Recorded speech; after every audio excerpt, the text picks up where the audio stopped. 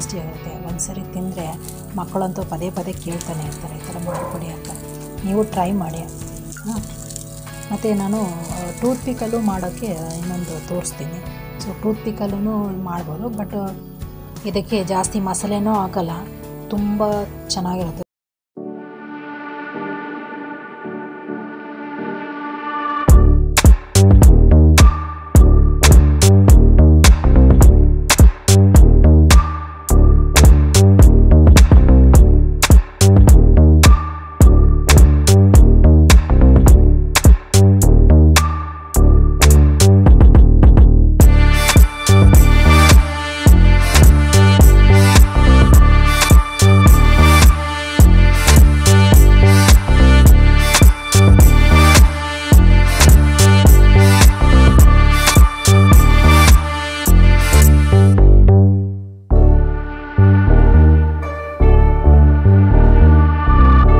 ವೀಕ್ಷಕರಿಗೆ ಒಂದು ವಿನಂತಿ, ಎಲ್ಲ ಲೈಕ್ ಮಾಡಿ ಮತ್ತು ಕಮೆಂಟ್ಸ್ ಮಾಡಿ.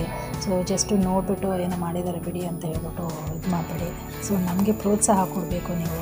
ಸೊ ಈ ಥರ ಪ್ರೋತ್ಸಾಹ ಕೊಡ್ತಾಯಿದ್ರೆ ನಮಗೂ ಮತ್ತಷ್ಟು ರೆಸಿಪೀಸು ಹಾಕ್ಬೋದು. ಅದರಿಂದ ನಿಮ್ಮಲ್ಲಿ ವಿನಂತಿ. ಈಗ ಟೂತ್ ಪಿಕಲ್ ಮಾಡಿರೋದು ನೋಡಿ, ಇದನ್ನು ಫ್ರೈ ಮಾಡ್ಕೊಂಡಿದ್ದೀನಿ. ಪ್ಯಾನ್ಲೆಟ್ಟು ತುಂಬ ಚೆನ್ನಾಗಿ ಬರುತ್ತೆ. ಜಾಸ್ತಿ ಹಾಕಿದಷ್ಟು ಅದು ತಿನ್ನಲಿಕ್ಕೆ ಲೇಟ್ ಆಗುತ್ತಲ್ಲ. ಸೊ ಒಂದೆರಡು ಪೀಸ್ ಹಾಕ್ಬಿಟ್ರೆ ಪನ್ನೀರು, ಸೊ ಅದು ತಿನ್ನೋಕ್ಕೂ ಈಸಿ ಆಗುತ್ತೆ, ಕನ್ಸಂಪ್ಷನ್ ಜಾಸ್ತಿ ಆಗುತ್ತೆ, ಮತ್ತು ಇದರಲ್ಲಿ ಇರೋ ವೆಜಿಟೇಬಲ್ಸೂ ಬೇಗ ತಿನ್ಬೋದು ಅಂತ. ಅದೇ ಒಂದೇ ಕಾನ್ಸೆಪ್ಟು. ಮತ್ತು ಜಾಸ್ತಿ ಇದ್ದಷ್ಟು ಲೇಟ್ ಆಗುತ್ತೆ. ಇದು ಎಷ್ಟೊಂದು ಕಲರ್ಫುಲ್ಲಾಗಿದೆ ನೋಡಿ, ಡೆಕೋರೇಷನ್ ಮಾಡಿ ಆದಮೇಲೆ ಎಲ್ಲ ಫ್ರೈ ಆಗಿದೆಲ್ಲ ತುಂಬ ಕಲರ್ಫುಲ್ಲಾಗಿದೆ. ನೀವು ಟ್ರೈ ಮಾಡಿ. Thank you.